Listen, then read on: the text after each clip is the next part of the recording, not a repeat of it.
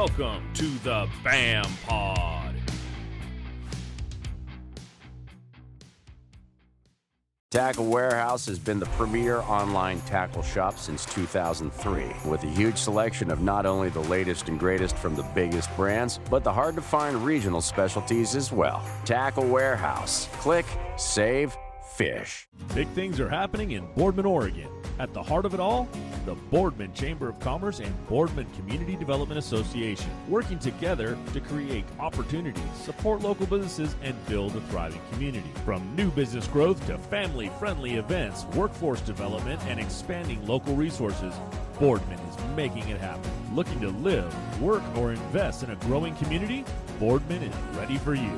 Boardman's Community Development Association, strengthening Boardman's economy, one project at a time. All right, everybody, welcome into the BAM Pod. I'm your host, Big Ed, and on the line tonight, I have got a man who has been in the back of the boat as a co-angler for 5 decades, man. This guy's been doing this for a long time. He is going to be our first of 2 that I'm going to talk to. We're going to talk to Mr. Roy Desmangles Jr. right now, man. Come on in. Let's talk this thing over, Roy. Hey, Big Ed, how you doing? I hope the family's well and the little dog, the cute dog that you have that shows off your sensitive side. Good to be with you. Thanks, man. Yeah, everybody's doing good. I hope everything with you as well, man. It has been, not that long ago since we were just on the stage together. We had the last Pro-Am down in what was it? Almanor. Almanor. That's it. Almanor.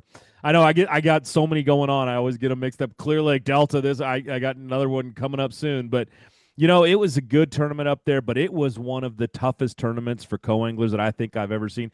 The gentleman that won never had to fish on day 3. He won it on day 2, and that's just saying a lot, right? I mean, but you guys struggled out there. It was a tough tournament.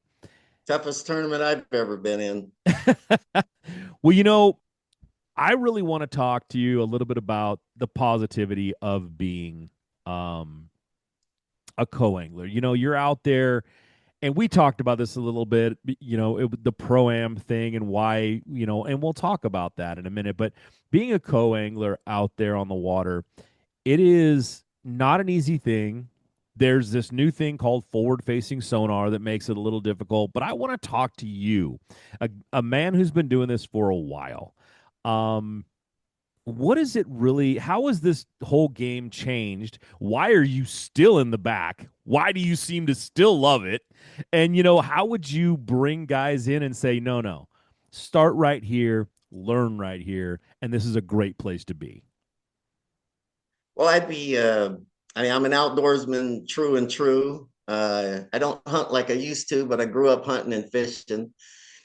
Dad instilled the outdoors principle in me long time ago. It was the only thing I wanted to do when I got out of school, and I'd hop on my 3-speed and head to the local ponds and head to the local creeks, and I'd have to get my homework done first, and then I was gone. And sometimes mom would get a little bit worried, but back in them days, the father would say, hey, if he's going fishing, he's going to be all right. And if he stays too long, I know where he's at. I'll go get him. So yeah, I've been fishing since I probably just was able to walk, and about 55 plus years ago, I met a guy by the name of Sal Gilardi who got me into the and rest in peace, Sal. We lost Sal to cancer some years back, but Sal was my tournament mentor. I met him and he invited me to go fishing with him, and next thing I know, we were fishing a tournament together. And my very first draw was a super young skeet Reese. Wow. When I actually started bass fishing, I would go to Folsom Lake and I would take an old Rapala weigh scale and my float tube. And I'd launch when they launched, and then I'd come back and I'd stand off to the side. I'd weigh my fish as best I could with that Rapala and try to compare it against the guys. I was pretending, but it was so much fun for me. I couldn't afford to do anything but ride my bike all the way to Folsom Lake from North Highlands, which is a long, wow. super It's a super long drive.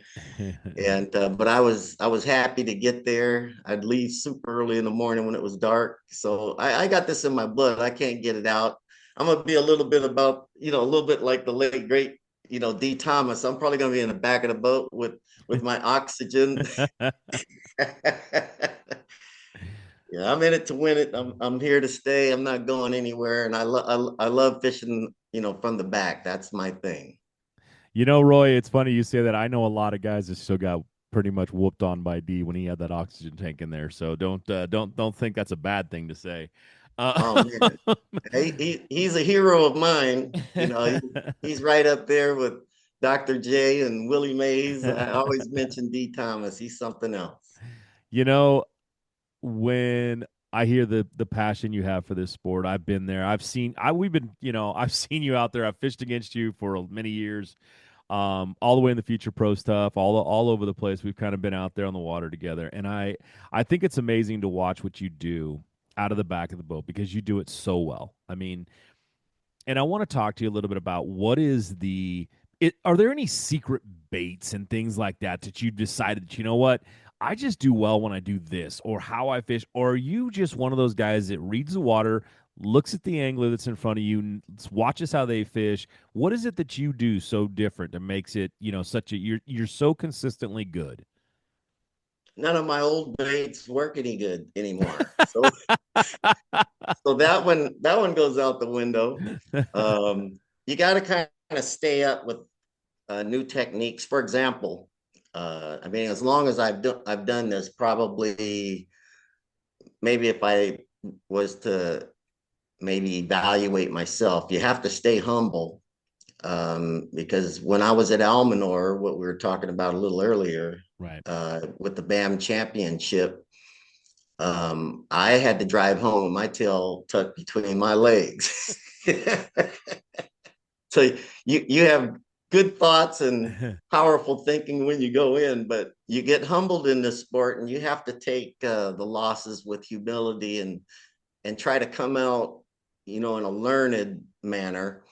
And I learned a little something at probably every tournament I've ever been at. The Almanor tournament was the bite was so tough, and the fish were responding fairly well to the dice bait. Mm. I I know about dice baits. I just don't use them, and I typically don't use new baits in tournaments. I like to use tried and tested ones, or at least ones that I've practiced with.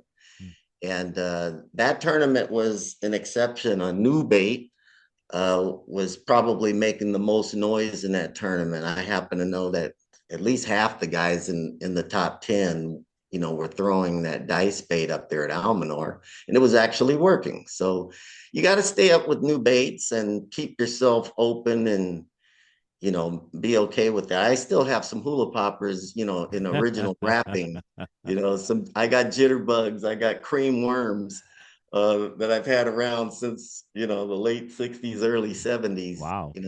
But I think it's better to learn how to at least examine and practice with new baits.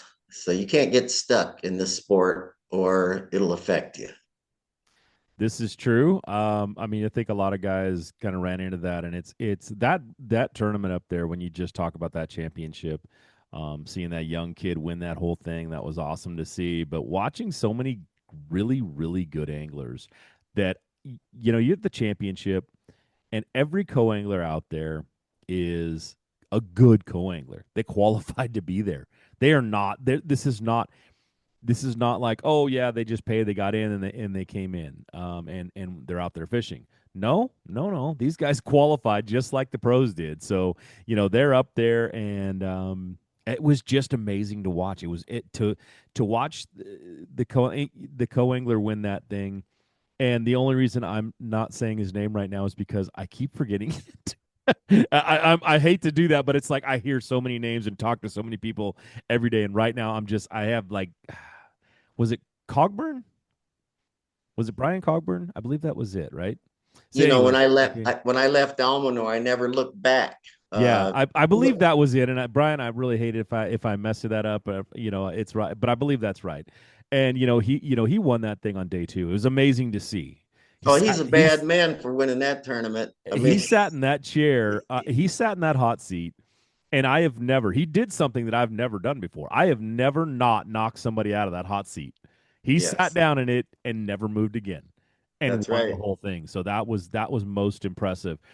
But to see how many guys he had to go against, seeing how many people he had to compete, watching what you guys do out of the back of those boats. And this is why, just before we came on, we kind of talked about the whole, they call it a pro-am. And you made some really good points. And I want to talk about that because what he did and what all of you do from the back of the boat is something that I've said much. A lot of respect because I've tried it. I've tried to fish out of the back of the boat. I don't have the right temperament for it. I am just one of those guys that I don't know. I will fling that bait right past your head. I don't care. it's, it's just one of those and the things. and the pro will make you pay for doing that. Yeah, well, I hate to watch people swim back out of their own boat. But it's one of those, I just think what you guys did, but it's one of those things when you talk about a pro-am, right? We call it a pro-am. We call them co-anglers, that sort of thing. Your point was we should probably change that. I don't know what you would change it to, but let's talk about that a little bit. I mean, Sure. as an amateur, they call and and if you're a guy who's coming off the couch and is just like, you know what, I think I compete and do this, 100% I would call you an amateur. But they do something that kind of negates that amateur part, right? They charge you Sure. money. And you're Yes. expected to be a certain thing. You're expected to be a certain way. So let's talk about that. What is it that you really see that we should change, or why do you feel like we should change it from amateur to something else? Well, I don't get hung up on nomenclature. They can call it a pro-am. That's fine. I mean, it's AAA. The backseaters get called all kinds of things. Sometimes you get called things when you're out on the water. If you throw a bait past the pro's ear, you're going to hear it all right. No, we're all professionals because we all pay to play. Right. We're required to act a certain way, and typically in rules, certainly, Mark Lathane with his BAM tournament trail, it's in the rules that you have to act like a professional. So we all take it very serious. We all have had, different levels of contribution to the sport. And so every one of us are professionals. So, but if they want to call it am to make the distinction, because there is a distinction between the front of the boat and the back of the boat. Um, I wouldn't dismiss, the relationship in any kind of way, but it's the pro's boat. He's the skipper, and you're there to learn if you're young and work hard and compete. If you've been around as much as I have, because I go out quite a bit with guys that are my son's age at 19 even, and Mhm. so you have to respect no matter whose boat it is or what their age is. You're there to play the co-angler game, which is a different game from what the guys are doing in the front. And they, put a little bit more money in the kitty, and so they have a little bit more to lose. They have a little bit more to gain, and you're not just going along for a ride. When guys say that, it kind of gets my ire worked up a little bit. We're there to compete just like the pros are there to compete, but there's etiquette in this game. And I always talk to co-anglers about respecting the etiquette and respect your position on the boat because it's not yours. And you need to honor the fact that the pro is there to do what the pro is there to do, and you're there to do what the co-angler is supposed to do. And if you can keep those distinctions and keep the respect rolling, you'll have a much better day. Because if you're getting in the way of the pro, and this is an ancient secret, that I'll throw out there, you don't want to get on the nerves of the professional. Okay, the guy on the front of the boat, he's fishing a certain way. He's fishing certain points, or he's fishing certain waypoints and markers and things that he wants to do. You got to find something for yourself to do and stay away from the pro stuff. So it's a different game. Understand that there's a difference, and you fish the way you're supposed to as a co-angler, and leave everything alone that the guy in the front of the boat is supposed to do. There's plenty of angles, different places you can cast. Uh, there's fish out there. They're working certain fish. Oftentimes, they're looking at them and playing with their electronics quite a bit. And you need to try to pick up the fish that he's missing or she's missing. Hmm. How now? Let's talk a little bit about how would you. How do I say this right? How do you get somebody up off the couch to come out there and swallow their pride a little bit and stand on the back of the boat and fish, man? This is something that we're needing in this sport. We need the next generation of people. We need, and not even age wise or anything like that. I just mean we need another source of people coming in. And I feel like there's decent money out there. You guys are not competing against for chump change in the back of the boat. I mean, it's not like, oh yeah, I didn't win anything. You won some good money. If you win some good money. There's something out there. How do we talk to someone? I mean, you are a man who's been doing this for a while. Our next gentleman I'm going to be having on here, Mr. Paul Howard, he's going to be the same kind of thing. He's been doing this for a while as well. Talking to you guys, it was at Almanor that I was not even given an option. I was like, you need to get us on there and we need to do this show. And I'm glad he did, because it is one thing that I think we do kind of pass up sometimes, is talking to the co-anglers. But how do we get people to come in and be co-anglers and make it okay that you don't have to go out, buy a $70,000 boat and compete against guys who you're going to get your teeth kicked in. You can come to the back of the boat, learn. How do we do that? Well, there's anytime you have a habit, there's going to be some significant expenses involved in some kind of way, especially if you want to compete at a high level. I'm one of the rare guys that doesn't buy new poles and new reels. I just fix my old ones, and I know how they work. I know what they can do and what they can't do. I mean, when I put the 8-pound test line on that particular rod right there, I'm kind of familiar with the breaking point, and I don't want to get on a new, trajectory of learning. Right. So for the tackle industry, they don't necessarily love a guy like me, not on the pole and reel side. But Tackle Warehouse and some of the other places out there get plenty of my money. I buy lots of line. I buy, one of these days when I'm gone, somebody's going to have a field day over here at my house, because I got half of Tackle Warehouse sitting in my back room. I call it my fishing room. So if guys want to stop being fishermen and become anglers, there's a commitment that needs to be established, because, fishing is one thing, angling at a professional level is something else. So you have to decide whether or not you're just going to go fishing for fun all the time with a buddy or out by yourself, or throw a line off of the bank or walk down a slough.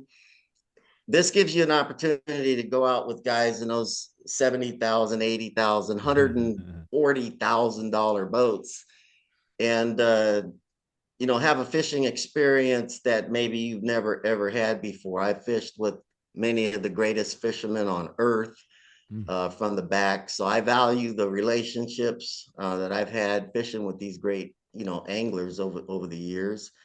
I've learned what I've learned from just being a humble student. I'm a retired professor, so in order to be a good teacher, you have to humble yourself to be a good student also. And so I've learned, plenty over the years, watching the greatest do what they do, and the humility is what's allowed, me the success that I've enjoyed. And other guys can have that too, no matter how good you think you are walking that bank. Once you get out here and you get into a competitive situation, it does something to your already existing abilities. You can enhance your skill sets by getting out here and seeing what guys are doing that you're not doing, and be that humble student that'll take your trajectory into the angling world, to a better place. So if you want to become better, you have to have 10,000 hours of practice, and that practice needs to take place somewhere. And I believe that the best place to become a better angler is to get into these situations where you can go fishing with the guys with the expensive boats, and because they know what they're doing for the most part. And many guys, they make the leap right away and they're learning from the front. And so you can learn together, and us old guys have been in the game, you can never know enough. And there's always going to be something you're going to learn from the last tournament that you went out. So guys need to just get in the game. Most everybody now has a website. It's easy.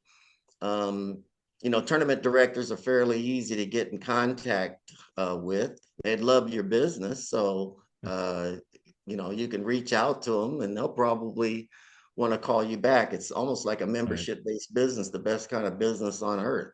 So if you call them, they're going to respond back because they want a new customers. And we need more co-anglers in the game anyway. So there is a demand, and the supply is really up to the angler themselves to stop what they're doing and make the commitment. And you do have to commit, because if you're going at this, scratching and picking at it, it's probably going to be a waste of time. It's really a matter of, do you really want to up your game or not? Right. And if you really want to up your game, then you got to get out here and get that practice in. And who knows, maybe the very first tournament you get in, you'll have some success. I mean, it took me years. It might take, somebody else a little less time in this day and age, but I had to learn, and I was on that curve for a while. I did all right, but it took me a minute before I felt like I crossed over into the promised land. And, don't be afraid. Just get on to the website or talk with one of us when you see us. Talk with some of the guys that are knowledgeable at some of the stores, and we'll figure out a way to help get you in. And that's actually been, when it's all said and done, and I can look back on my career, I've spent a lot of time introducing new guys to the sport. And I can, proudly say that I've brought in dozens and dozens of guys to the sport, and you would know their names if you heard them. But I've also created a relationship with them, and we've gone fun fishing too, and we've met and had breakfasts, lunches, and dinners, and gone other places and had a really good time together. So the relationships that you get from making this commitment is a beautiful thing too. How long have you been married? Oh, geez. My wife and I have been together over 20 years. Okay, so I'm going to ask, and I'm hoping you can give everybody out there the answer, the secret of it all. Yeah. How in the heck did you ever get your wife to allow you to go fishing this long? Because that's what the guys are sitting out there right now go, how do I get that pass? How do I get that budget pass? How do I get them to go out there, right? I mean, that's kind of that thing that everybody's asking. Well, I tell you one thing, and I can truly say that I'm incredibly fortunate to have the woman that I have. My wife is the best wife that a man can have. Now, there are other guys out there, maybe their relationship is cool, and I congratulate you on that. But I have a very special woman. When we, I told her, I said, look, honey, we got to have that conversation right before we got married. I said, if there's anything, that's in the closet that you need to get out or something, we're supposed to talk about it before we do these vows. Is there anything you want to talk about? She said, no, we know each other. Everything's fine. And I said, well, think about it. She goes, well, I tell you what, I got one question for you. What do you like? I said, no, she said, what do you love better, me or bass fishing? And without a doubt, I said bass fishing. And she said, I knew you would say that. I said, well, it's the truth, like that, and I said, you asked, so I told you. I said, so is there anything, you want to know from me? Anything that, special that you want? And she goes, well, I'm sleeping, don't bother me. And so I said, look, you don't mess with my fishing, I don't mess with your sleep, and we'll be married forever.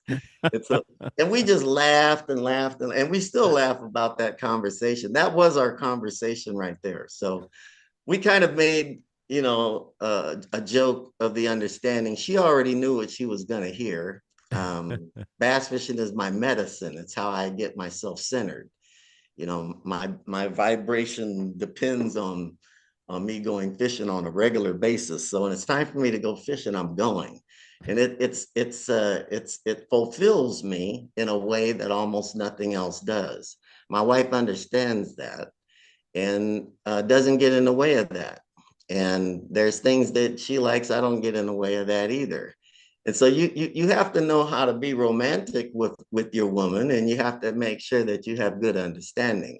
When you come home, especially if you brought home a check, make sure that mama gets her piece. When you're gonna take off for 3, 4 days, you might want to leave mama a little change on the table and encourage her to go get a mani pedi, you see, because she's handling all the business when you're gone. So let the king need to, do what the king needs to do, and then the queen needs to play her role, and then the kingdom, will be happy. Yeah, okay, everybody. If you just heard that, that is a very brave man to have that statement in that conversation right there. But some valuable, sage words right there from a gentleman who's been doing it out of the back of the boat a very long time. I feel like there's a few of you out there. I mean, there's the Dante Rays, there's Roy Desmangles, there's a Chuck Cavros out there. You guys have been doing this a while out of the back of the boat, and it seems like that's where you're happy. That's where you're okay with it. No intention of ever coming forward. Well, from time to time, I fish from the front. My late team partner, Phil Garcia, used to control the boat and all the tournaments that we fished together as a team. But he hated the Delta, and so we had an agreement that when we go fish on the Delta, I take my boat, and he's happy to be in the back because he just never really liked fishing the Delta for some reason. I love the Delta, even though the Delta doesn't treat me good sometimes. It's a beautiful place, a fantastic waterway, and it has its times, and it has other times where again you'll feel that humility. You feel like you're doing everything wrong. But if you hang in there and keep learning and learn new places, new baits, and so on, eventually, it'll come back to you, and you'll walk out of there with a check or maybe even a win. And so the last tournament that we fished together in that way, we won. We had a good time out on the water. I think we weighed in 24 pounds for the win, and that was from the organization that Mark went in and bought them out and made it a fantastic business and turned it into BAM. And so the very last year of that reign, we won the Delta tournament. And I just think that you have to again make a commitment as a co-angler. This sport needs more co-anglers, so we want you. If you are watching us on TV and so on, then why do that? Well, you can come hop on the stage, grab the microphone, and sing with us. You see, Right. so anybody that's kind of on the fence, stop being on the fence, and put your money up. The money's not that bad, and come get your learning curve going. And guys like me, I don't really hold secrets and so on and so forth, and I'm very motivated to help new guys. Anybody that knows me knows that I've done that over the years. So if you got questions and so on, come hang out with me. I'll talk to you, and I'll show you some of the baits that I use or techniques that maybe get me some fish on a day that it's rough getting a fish. It didn't work at Almanor, but again, there's no promises in this game. You just have to do your best, and usually things will work out. Well, Roy, take this last few minutes here and let everybody know how they can follow you if they want to, if they can find you out there, if they want to watch you do this thing that you love to do so much and they want to get in touch with you. Tell them how they do all that, man, because we got a couple minutes. We'll wrap this thing up for the first half of this show. I'm not a big social media guy. I like my privacy and don't want people all up in my business usually. When I'm home, I'm a family guy. I kind of lay low.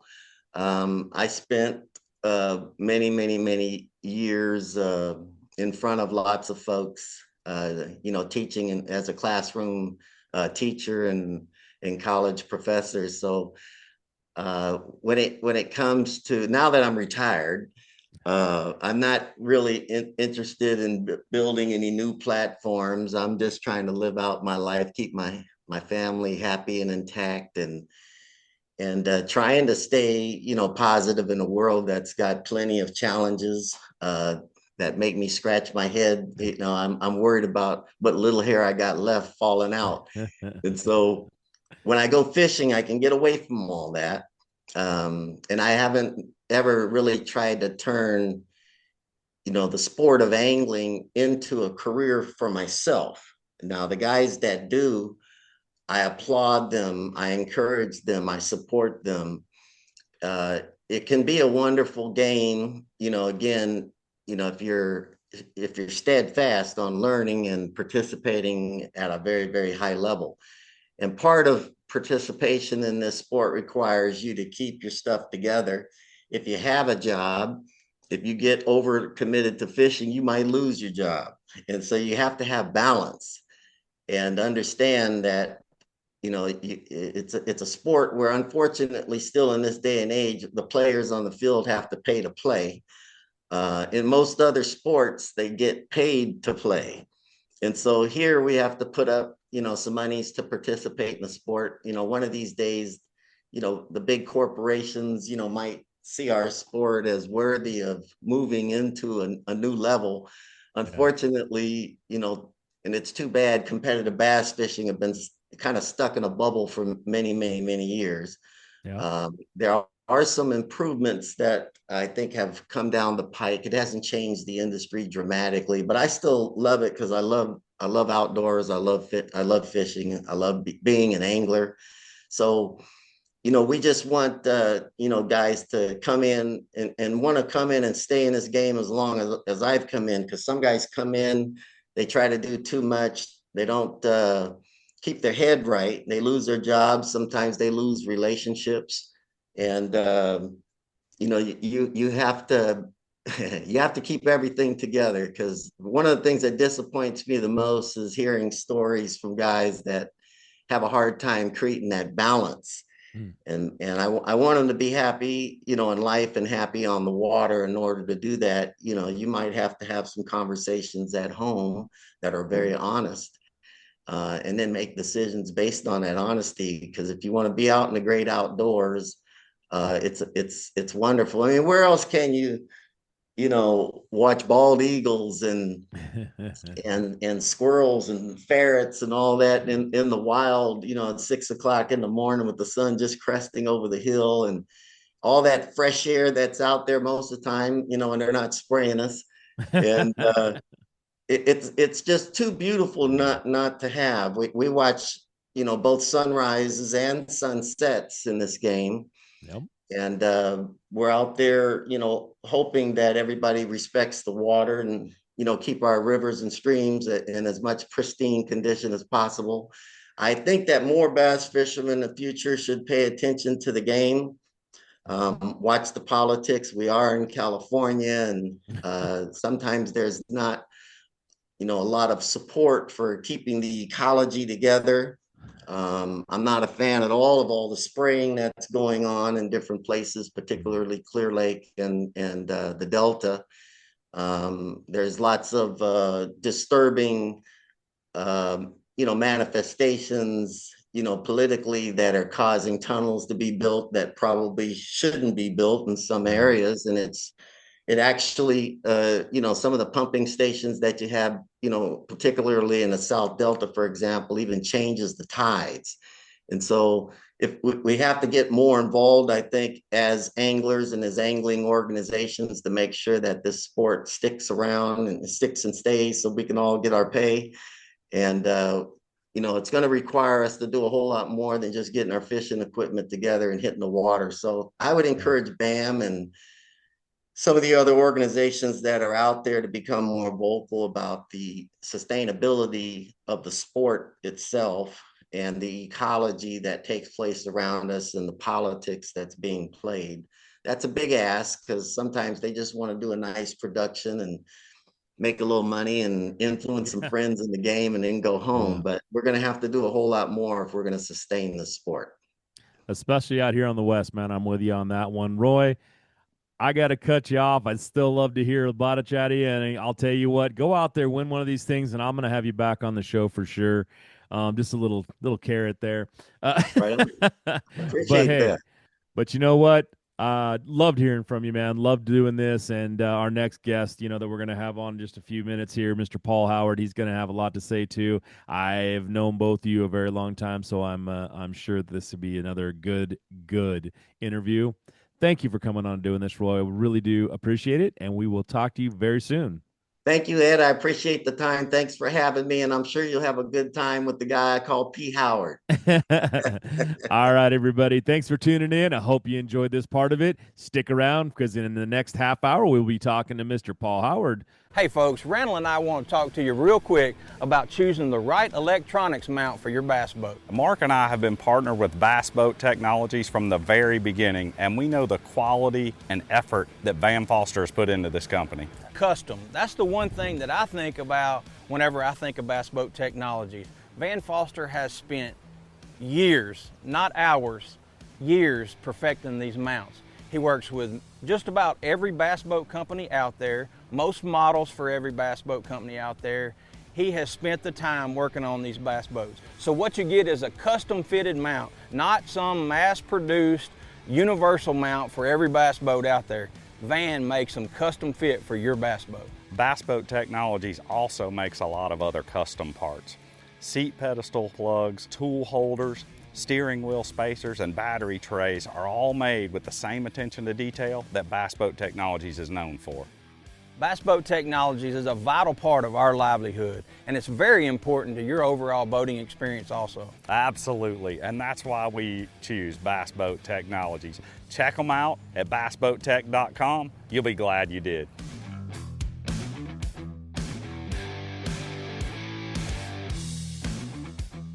All right, welcome back, everybody, to the BAM Pod. This is the second half of the show, and we have brought in, as I said before, Mr. Paul Howard. Paul, welcome into the show, man. Thanks, Ed. Thank you for having me. It's pretty exciting, giving a co-angler an opportunity to share some love. I appreciate it. Absolutely. I didn't have an option with this one. I was told by Paul when I was up at Almanor at the championship that it needed to be him and Roy on the show. And I said, you know what? That sounds like a perfectly good idea. Please take the gun away from my head now. No, I'm just kidding. Well, unfortunately, it was unloaded, so I caught you off guard at the time. It was just a squirt gun. Come on, everybody. No, Paul, I've known Paul for a very long time. I've known Roy for a very long time. It's like, I feel like, at 20, we shouldn't have known each other that long, but whatever. Paul, you've been out there and like with Roy, you've been doing this a long time. How long have you been fishing out as a co-angler? Well, officially, it's been about 25 years now. Too. I started in 2000. That's funny you mentioned that. Same age as my youngest daughter. So, wow. Yes. Well, this is the reason we're kind of doing this too is one of the biggest things I think in our sport out here is bringing co-anglers out. You've been doing this for a while. Roy's been doing it for almost 50 years. He's been doing this a long time too. And I think having guys who have so much experience, have been so good at it, have done so well from the back. You guys just bring something. I said it in the first half of the show. I'll say it in the second half of the show. I have nothing but respect for guys who fish out of the back of the boat. I can't do it. It's one of those, I don't have the temperament for it. And I think what you guys do is so amazing. And I think that guys should come out and learn it. And it's one of the things that I want to talk to you about is so much was, how do you continue to just say, you know what, I love being out of the back of the boat. I love being the co-angler. And I'm saying that, just as, like you do. Maybe you do, maybe you don't. Maybe you want to be on the front of the boat. I don't know. But let's ask you that question right now. Are you where you want to be in this sport right now? Ultimately, no. We all look to climb the ladder of success for sure, but I'm appreciative of what being a co-angler, backseater, AAA. I think I can go through all the definitions. My face would be right there amongst with Roy, who, by the way, introduced me to bass fishing 25 years ago. I've known Roy for just as long as a lot of folks. And Roy said, "Hey man, come on out here and get in. P, I think you'll do fine." And a bunch of years later, I'm doing better than I did initially. I'll say that. There's a lot of respect for the pros, honestly, Ed. What I've been able to do is take the approach of learning and taking the long road to learn. A lot of times we as individuals, because we're competitors, find a little bit of success and all of a sudden we're the best of the best and you can't tell us anything. So I decided to do something a little different, not to mention, financially, raising 4 kids and sending them off to school. And, there's a few things that go into being a co-angler, but ultimately, it's the experience from others. That's the one thing you learn about life. You don't have to reinvent the wheel. Just, put yourself in a place where others have been successful and then just learn from it.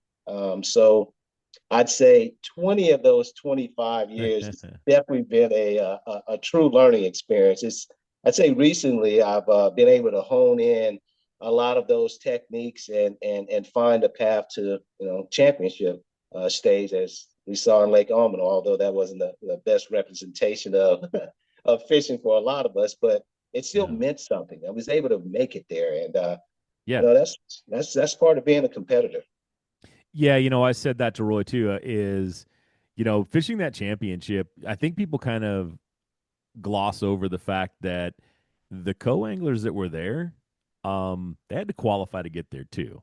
I mean, it was it was a very difficult tournament. I mean, Brian won that thing. He didn't even have to fish day 3. Right, There's something right. crazy about that. And I think people are going to ask me, it's like, well, why isn't he on the show? And he very well probably will be very soon as I get that one going.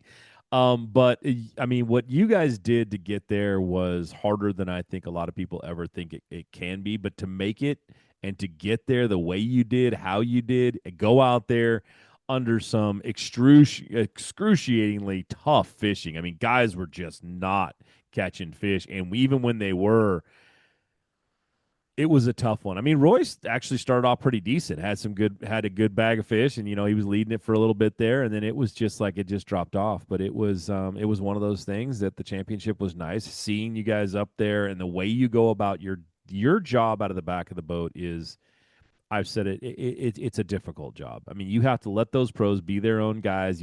But you have to at the same time realize it's like, I'm also out here to win too. So I've got to Right. figure out how to snap that. One of the things I think is really important to ask anybody coming out of fishing out of the back of that boat is, what really makes you decide that, fishing out behind somebody, fishing out behind these pros, that's where I need to start. That's where I need to learn. And has it been, and you kind of said it a little bit, but has it been a great learning experience for you that you are like, this was definitely worth doing? Oh, absolutely. There's no hindsight 2020 on this one. I could name drop all of the pros that I fished with, some in MLF now. Started with them as youngsters. Um, yeah, absolutely. There's the real pros, they spend 200, 300, almost 300 days on the water. There's Right. no way that I have that actual time to do so. So as a co-angler and a competitor, the back seat is the best place to be. You don't have to worry about some of the other intangibles that come with fishing. Trolling motor breaks down, the battery's not working, somebody's already at my spot. All the mental side of this game is probably more important than the physical side, because once you let that mental side lose you, your tournament's over. So for me, staying mental, with the process of not worrying about what my pro is doing as far as what he's catching or how he's catching or what technique he's using, and just staying with what I know, tried and true, which over the previous years here have allowed me to be more successful than I have in the past. And it's really the mental game. And so as a co-angler, again, you get a chance to team up with some incredible cats, man, some incredible guys in which you see consistently over and over again. And then you create a relationship, almost like a brotherhood. Well, I wouldn't say almost, it is a brotherhood of fishermen. And then you share a little information. And I've got just a little bit more. So on the back of the boat, I'm able to do just a little bit better than previously because I was out with some guys who really know what they're doing. So yeah, it's been an incredible journey. To finish it, the list, I should say that the top of my list, the bucket list would be the youngest rookie on the Elite Series. I mean, the oldest rookie on the Elite Series. Sorry, I had to reverse that. So I'll be about 60. I got 3 more years till I hit the top. But yeah, that's one of my goals. So absolutely to maybe hone all of these the lessons I've learned over the years and see if I can put something together. Hey, Northern California bass anglers, ready to elevate your fishing game? Ford Fairfield partners with Bass Angler Magazine to offer top-notch trucks tailored for your needs. Our simple pricing ensures a fair deal and exceptional service. We live and breathe bass fishing, participating in local tournaments to understand exactly what you need so you never miss a good bite. Visit Ford Fairfield today and let's hit the water together. We've paired one of the most iconic hulls in the history of bass boats with a proven lineup of trusted accessories. We're bringing you best-in-class value and performance, leaving others in your wake. Turnkey value, turnkey performance. The Pantera 2 is an overachiever in the 19-foot category. Once you hit the throttle, you'll feel the rush, and there's no looking back. Well, you said something right there that Roy said too, and it's really interesting to me because I think sometimes we think that there's a separation, and you said it becomes almost like a brotherhood, or is a brotherhood, or is you get these great relationships out of this thing. Roy said that. He goes, I have made some great friends. I have brought people into the sport like yourself. And, really, gone out to dinner with these guys, met these guys, get to know them. And when you're talking about a pro-am level events, or you're talking about that sort of thing, it's a great place to start. Is that something that I guess looking at somebody, I'm trying to speak to people that are sitting at home going, I really want to be a part of this, but how do I do this? And is it worth it? And I'm so worried about being backseated. I'm so worried about drawing somebody bad. And I'm so worried about, they have, you have a very interesting perspective from this because you're a coach, right? You've been a coach. You've done these things. You have to motivate young men. And how does this come out? And how do you get someone or talk to someone and say, you know what, if you're thinking about doing this, this is why you should? I'd say just keeping it simple. You love the sport. Get out here and fish with guys that enjoy the sport as much as you do. You can't go wrong. At 25 plus years of fishing, you're going to run into some scenarios that aren't necessarily comfortable, aren't necessarily productive for either, for whatever reason. But that's far and few the scenarios that I've run across. You just don't worry about that when you're out there fishing. Again, in a situation, in a tournament like BAM, where it's every person for themselves, which I kind of like that too, but I also like the shared weight. I have to admit that. That eliminates some of the, if you want to call it backseating, eliminates some of the potholes, if you want to call it, that you would go through. But no, you just don't worry about it, because once you're out there, now everyone's catching fish, pros catching fish. Oh, let me get this. Well, man, you're high-fiving. It's a team event for those 8 hours or 10 hours that you're out there. And then, I mean, you got the guy's phone number. You can call. You can check in. It's so for me to tell anyone else to join, this is the best place to start. It really is. You can try to do the team tournaments as much as possible, but you're only getting the information from the person that you go out and fish with. Where's the new information? Where are the new nuances about how to set up an underspin, or how to set up your drop shot, or maybe the Ned rig, the way that you're, fishing it isn't the way it needs to be fished. The chatterbait, maybe that bait on the back just isn't the size that you need, because the fry is 3 inches and you're throwing a 4 inch. All those things matter, and that's the difference between those who really want to become better versus those that think they know everything. And the guys that think they know everything, the reason why Tackle Warehouse and a bunch of these other stores are rich right now. But all that being said, yeah, I would definitely, tell anyone who's interested. It's starting young now. I mean, as you see, college, you got high school, bad. We didn't have that, back in the day. So, yeah. That's a great point. Can you imagine you as a kid thinking about, I don't know when you really started fishing. I know I started when I was like 6. Right. It's one of those things, my grandmother dropping me off at the local ponds, the local lakes, and going, okay, when that alarm clock goes off in your backpack, yeah, come home. That sort of thing, and it's like, okay, so, but could you imagine and think about being, Mr.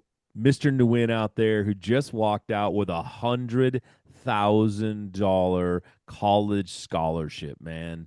If that was to think about that, I think about it in 2 ways. One, would have been a motivation for me to actually become a professional angler? Possibly. Would it have given me motivation to not go back to school? Possibly. I'd want to be on that water all the time. So it's a struggle right there. But I mean, it's the same thing with anything, right? I mean, you see these guys who get it. I think it's a dream to. I think what's kind of cool is the dream that I just mentioned. We watch high school kids want to be professional NFL players, right? Or want to be professional MLB players and all that stuff. And the shot of that happening is so little. It's so small. At an upper age, you can still make it onto the Elite Series if you want. You just said, "Oh, I want to be the oldest guy to ever fish on the Elite Series," right?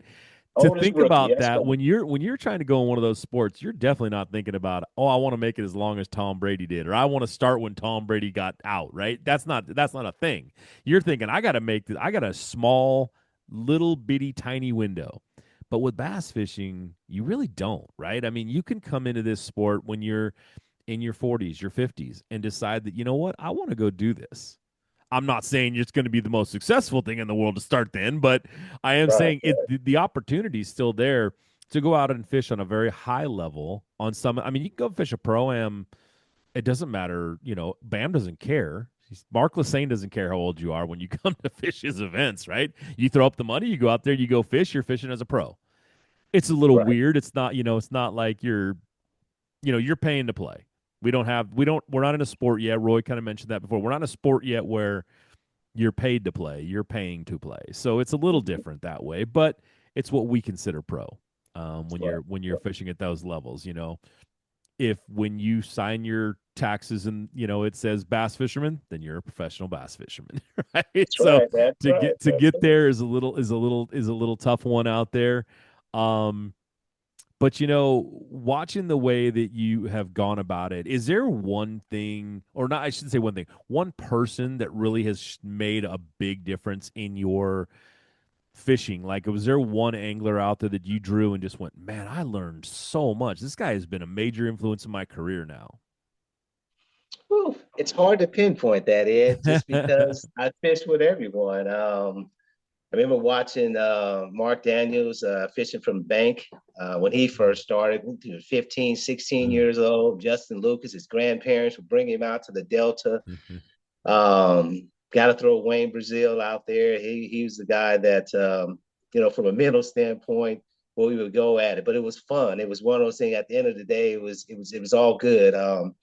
One of the most memorable moments, Reese, Jimmy.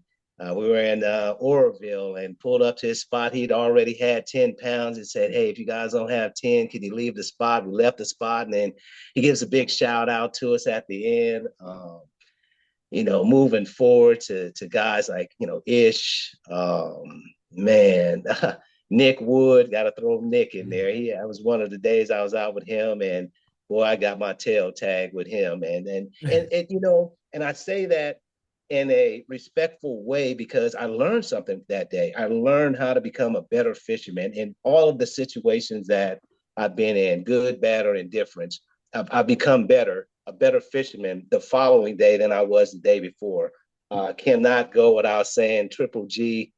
I've been chasing him for years from the TBF. I'd always tease, I'm gonna beat you, I'm gonna beat you. And then he goes on that incredible run where nobody could beat him. But we, tease and laugh. And of course, I wouldn't have been in this industry without Big Roy. Roy is, to all of us that know him personally, he is the royalty of bass fishermen. You got a guy that won 3 FLW tournaments in a row. Now, this is a day back in the day where you could win the boat, but they wouldn't give you an engine. So it was up to him to put those 3 boats together to get him. But yeah, Roy has just been an amazing friend. And yeah, we could talk about fishing. And yeah, some of my, you know what? I do have a guy I'd like to mention that we talk a lot. He's actually sponsored the baits that I throw, and that's Rick Teese, Blade Runner Baits. I go and sit at his house and, either make a spinner bait or do whatever, needs to be done over there to help his business. But to sit back and just listen to some of his stories, and you can see the results. I mean, they're trophies, big fish. This is back in the 70s where, they were fishing with broomsticks as compared to what we're fishing with now, right? And so I would say Rick Teese, and that's on the water, but more importantly, I think off the water, because it gives me a different perspective of what I'm looking for. And this is without forward facing or any of that. He's pinpoint on some of the ideas, which is why I'm a gold underspin throwing son of a gun. That's one of my go-tos right there. Everybody, if you're listening right now, what that man just did was just dropped a bunch of names because you know what? Not in a a way that he's trying to brag about it. He just dropped a bunch of names because of what he just said, but what he said before. This is like a family now. If he is part of this, he's been a part of this for a while. And, Paul, you're just talking, this is a brotherhood. It's out there. You're a part of something. There are many ladies that want to come out and fish and do this whole thing too. Absolutely. It's there.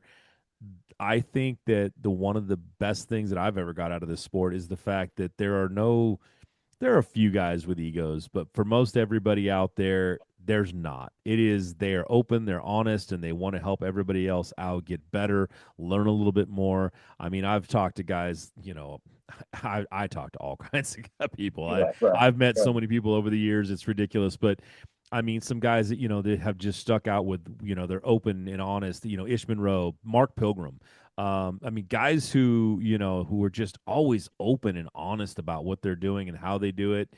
It's crazy. And if you're learning or want to learn, you want to be a backseater for a little while and learn some of the techniques and the styles that can get you up there.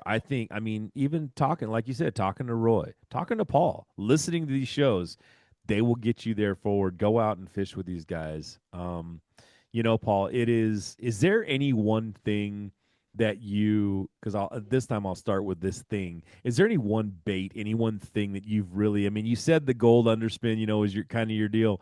Is there any one of them? Is that the one or something that really has stuck out to you as a co that is like, what, when all things else are failing for me or, I'm stuck behind somebody who's, looking at their forward-facing sonar and I got to do something to catch fish. Is there one thing that's really stuck out to you as a bait that's been like, this is my go-to and I'll live it. I'll die on this hill with it. Especially lake fishing. Yeah, it's the underspin. Back in 2007, Clear Lake is where this all kind of started. We were throwing bass tricks and the go underspin and the 6-inch hollow body bass tricks. And, buddy of mine, rest in peace, Kerry Harris, and I fished a team tournament after a pro-am.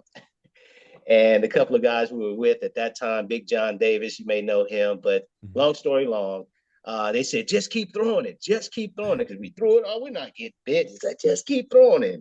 Lo and behold, we just kept throwing it, and we ended up with 22 pounds, which had us in first place. It was pretty cool. And then you stop doing things that that made you successful? Because all these other things come to play, right? Right. So about 6, 7 years, well, it's been a little bit longer than that, but to hone in and to really become proficient with that bait, oh yeah, I will throw it all day. JR, I keep throwing names. JR teased me one day with Shasta. And all I did was I just kept throwing the underspin because he had his technique that he was doing. And so I couldn't necessarily fish the way he was fishing or even the style he was fishing. So I just kept swinging. He said, you know what?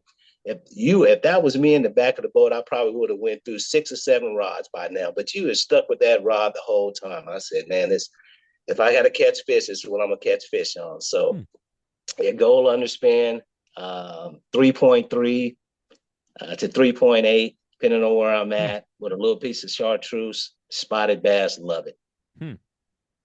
All right, man. I mean, that's, I think guys out there, this show for me was going to be all about, being a co-angler is one of the toughest jobs out there, in my opinion, but it's also one that I think garners such respect out of from me.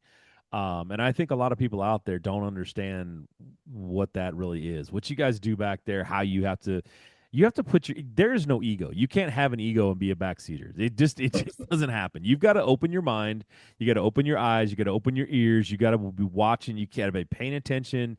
You've got to be dealing with people all the time. You got to do, and you have to deal with attitudes. You've got to deal with people that are, good, are good, or maybe you got them on day 2 and they've just sucked on day 1. It's a tough what you're doing, and you have to put all of that aside, go out there and catch fish. And if you're someone at home, again, I just say it's like, but it's all worth it, right? I mean, it's worth going out and learning this business. It's a tough business to be in. It's a tough business to excel in.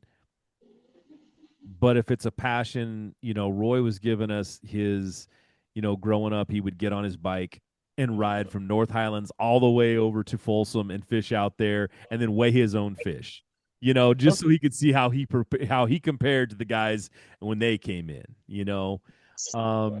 I think some of us all have stories kind of like that, but is this just been in your life? Like, is this something that you picked up later in life, or is this something that you're just like, no, I have been a fisherman since I can think? Man, like you, growing up in the 70s, my grandparents, we went and we would pick black-eyed peas and fresh vegetables in Tracy, Patterson Pass, Highway 5.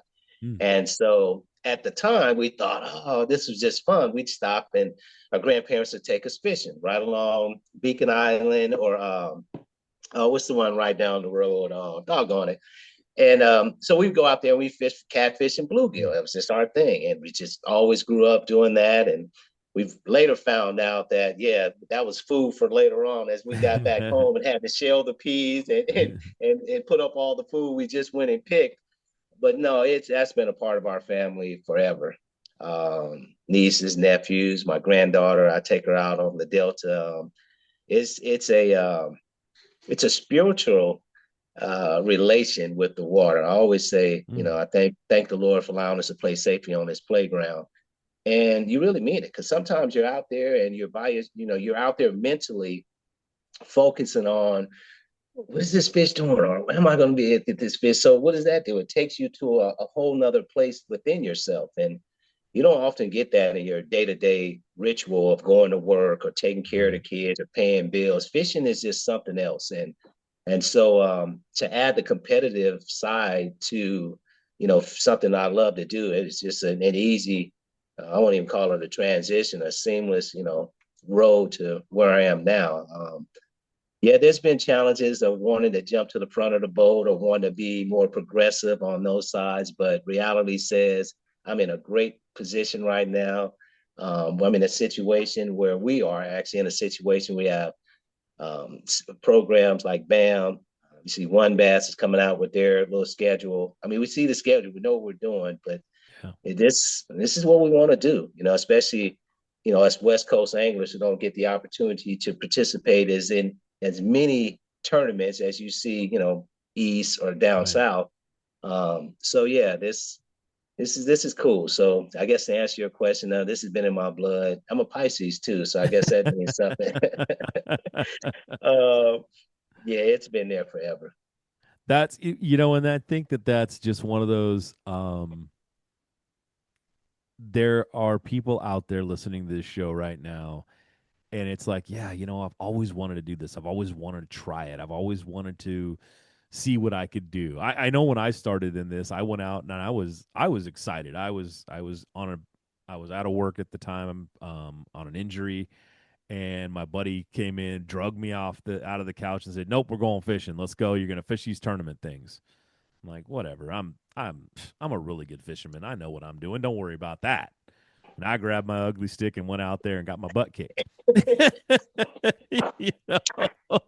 Didn't catch a fish, and I watched guys catching like 25 pounds, and I'm like, okay, I'm doing something way wrong. Never wanted that to happen again, right? I mean, I think we all have Right, stories right, like that. right. And I started out just like, you guys, jumped in the back of the boat and learned and started to say, I can do this, and this is what I needed to learn. I fish behind the triple G's. I fish behind, I fish with these Mhm. guys, against these guys. And it was a tough one, fishing with Skeet Reese and Ishman Rowe and against those guys and watching them fish and watching what they were doing and how they were doing it. And, it was tough. And I think if you're really out there and you really think that, what, this is something I'd like to try, then you go out and do it. I think, Paul, you're a testament to that. And I asked Roy this question. I'll ask you, how long you been married? How long you're married? 25 years. That'll be 20 25 years this year. in Yep. 25 years. So Yes. the question that I asked him was, and this is for everybody out there, if you're sitting there going, how in the heck am I going to get out in that water and justify to my wife to spend that money, man? How did you get away with that for so long? Woo. It's a brotherhood. You see, there are a few of us that have wives. So now you say, come on out, honey. And so what happens over a period of time, they're like, we don't want to go anymore. Just go, go, go. So it was, a little attrition there that's afforded me an opportunity to be able to go and hang out. So So you just I'll leave it wore at that. you just wore your wife down, huh? Wore Roy, now down. I'm going to throw you under the bus a little because Roy came out and said, "Well, I just got the most amazing wife ever, and nobody else's wife can compete with mine." So, here you go. Just say, I just wore her down. And I love my sis too. She's absolutely amazing. Yeah, I just had to wear mine down. I think that's something that everybody's just like, oh, how am I going to justify it? It's like, you know what? If it's something you really like and it's really something you love, I guarantee you the person that loves you is going to let you do it. So, don't worry about it. Go out there. We do have this great thing. I mean, I think next year is going to be amazing for the Pro-Am circuit, Yes. on the BAMS trail. I think for you guys especially, BAM has offering something that hasn't been around for a while. I know One Bass has been here and that sort of thing, and there's been other that have come and gone, but BAM's Mhm. doing something. Mark has 100% set you guys up, and if you're a co-angler out there, there's some really good opportunities coming up, especially in this next couple Yes. years. Are there any incentives? I talked with Will a little about that. The incentives of getting co-anglers out there. What is it that you guys are looking for that would just be like, you know what, this would really have gotten me here a lot quicker if I was coming? Uh, that's a good question. I don't know how to answer that because I'm in it, and it's pretty much nothing that you're going to do to keep me from not being in it. So you can basically, start creating a tournament where you're paying 1 in 10. I'd probably still, join and be a part of it. Incentive wise, that's a good question. I don't I really mean, have there's an got to answer be to that. that. There's got to be that one carrot out there that you go, you know what? If I was fishing for this, or if I was, for that, the idea of, I guess, coming out and being an angler, being a co-angler, especially, it's got like, okay, so what do we do for co-anglers? What do we do for them? What do we offer them? What are you getting? Now, a lot of guys have told me, I've talked to co-anglers before, and it's like, I love the fact that I basically get a guided trip when I go out there. But come on, I mean, Right. there's got to be an incentive. You put some money up there, you're fishing for some dollar bills, and that's true. And Mark does a great job of making sure that you guys get some good paychecks. You're not walking out of there with nothing. You're walking out with some good stuff. You made it a no entry fee championship, right? So I mean, you're fishing for some pretty good money. I think Brian walked out of there with, I can't remember what he walked out with. It was close to 10, I think. So. 10 grand. Oh, I actually have a little bit more than that. But but first place with 10 grand. Last place, we still got a check. So there's something to be said for that championship right there. A lot. I would say, if anything, the one thing we used to tease about it was never about the check. It was always about the wood. So my wall at home is full of the plaques and the wood. I'd probably say maybe 10th place, in the Pro-Am circuit might get a piece of wood, because it just, money comes and goes, but that wood is still in the wall. I can go back and I know exactly, January of 2000 where I was fishing my first Pro-Am Angler's Choice in Oroville. So I know exactly where it was. And that you can't take that away. And so I'd say probably more wood would be kind of cool. Just to be able to show it off a little bit. I don't know if it's showing off is what it is, but it represents. It absolutely is. It's bragging, man. Are you kidding me? Your buddies come over, you're going to sit around, watch a game or something. They're like, damn, that's a wall covered in trophies right there. I mean, right? It makes your head swell up a little bit when guys are looking at it, asking you those questions, right? And you feel good about it. That's what that's what it's for. I mean, guys have trophy rooms for a reason. right. And it's regardless of what that trophy is, you're right. It's so your kids can grow up and go, yeah, my dad is a pretty good angler, or your friends can come over and be like, dude, I know this guy who's a smoking angler. Yeah, heck yeah. Because it don't take much when it's when it's somebody that doesn't fish. They see three trophies up there and they're like, dang, you must be really good. It's like, oh yeah, I'm the best ever.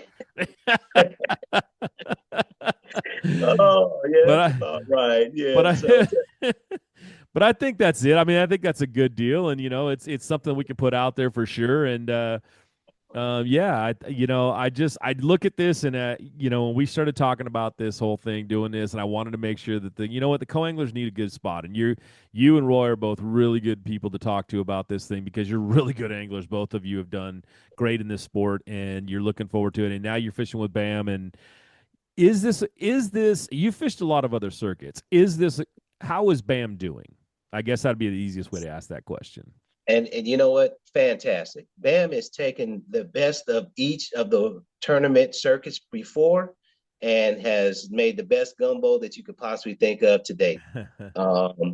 The lakes are fantastic. The pros, they know what they're doing. The tournament itself, the way it's directed, I mean, we've got one of the greatest voices on the West Coast hosting each of the events. Is some guy named Andy, actually has my middle name, so he's a pretty cool dude. It's all of that. It's all of the flash. It's all of what you expect as a competitor. The crowds that come out, the sponsors, the beef jerky, the live weigh-ins. It's cool to call home and like, I'm coming on at 3:00, and my niece and the nephew is there. Oh, we see you, Uncle. So all of that is cool, and you didn't get that necessarily in some of the other circuits that were out. Right. Granted, a couple of prizes out there were pretty cool. I happened to be able to snatch one of them, but just the exposure and what BAM, what Mark is doing what he has done over the last couple of years, I can only see it getting better. I mean, just look at the schedule this year. I mean, goodness gracious. And the opportunities for us as co-anglers to actually jump up and be in the front of the boat at the end of the year in the championship. So, it's gonna be definitely a pretty good year next year. I think what Mark has done on that side of it is most impressive. Sometimes wish I could fish the darn things, but I made my choice. I am 100% happy as all can be to be up on that mic, promoting you guys, pushing you guys, giving you the time on the mic, giving you that time out there, promoting what you guys do. And it's what I'm going to do right this second. Paul, this is the time I give everybody at the end of the show kind of some time to talk a little bit about yourself. Tell people how to watch you, how to reach you, how to follow what you're doing, man. Because if you want to be on the front of that boat eventually one of these days, you want to be the oldest elite angler ever, you're going to need some social media help. You're going to want people following. You're going to want fans. And this is the time I give you, talk to your fans, man. Lockdown coverage. I picked up that name a few years ago as I was a reporter. So the lockdown coverage is my Facebook. I enjoy wine. So if you want to follow me there on Instagram, it's Urban Sommelier 1968. But honestly, just follow BAM and follow this tour, and you'll be able to see not only myself, but a host of some truly experienced anglers. I do have a couple of sponsors. Again, I mentioned Rick Teese, Blade Runner Baits, Freeport Market. If you drop by there and just throw my name out there and say something about BAM, I believe there's a 20% discount for you off of any fishing item purchase. Yeah, it's I need to learn more about this social media side of things and be able to promote myself a little better. But again, just to keep it simple, you follow BAM, you'll follow a lot of us that are out there really participating hard, and yeah, you'll be able to catch us there for now. Well, you know what, man? It's one of those things you just simply go out, start doing it, and post some stuff, man. You go out there fishing, because I know this is, you don't only tournament fish. You're out there fishing every once in a while, but just out there having some fun. So making sure you're covering that up, showing people off. It's I'm glad we did this show. I know you're all the way across the country right now. Just had a birthday party out there for what, your granddaughter, you said? Grandbaby, yeah, she turned one. She turned one today, as a matter of fact. We had a little party over the weekend. Yes. Nyla Howard. All right. So he came on here talking about this show, doing a good thing here. Co-anglers, come on out, man, and fish with us. You get to meet some really good guys. You get to really do some great stuff. And Paul has been one of those guys for a long time fishing out the back. Let me ask that final question, I guess, of you. Sure. When you started this whole thing and you decided to be that co-angler, was that just like, you know what, this is what I need to be, this is where I need to be? Have you learned enough out of the back of the boat right now to really say this was all worth it? Absolutely. As we had mentioned earlier, there's no 2020 on this one. It's forward facing vision. I was able to almost see, and the journey has been a humbling experience, because as you mentioned, I'm an ugly stick guy. I still got a few of them up there just to remind myself where I've come from, right? But yeah, this is a sport like a few others out there where it's just, mono e mono. I think golf would be one on when you miss that shot, or you hook it left, you hook it right, you're just not at your best, or in this case, you lose a fish, you're like, oh my goodness, or whatever you're doing at the time isn't what you did during practice, and so it makes a difference. Right. But for me, it is, it's 100% worth it. Even more so because the amount of time that I've spent fishing has truly made me a better angler in all areas, the mental, the physical, and I think those are the two most important. And just the being able to calm yourself down and really flow with the day. Sometimes those days can get away from you, but once you understand how to manage that day, and I use old baseball analogy, a third of the time you're going to win, a third of the time you're going to lose, and that other third is when you make the playoffs. So you don't expect to catch fish all day long, and that's 2/3 of the day, you better be doing your job, and that's what will put you where you need to be.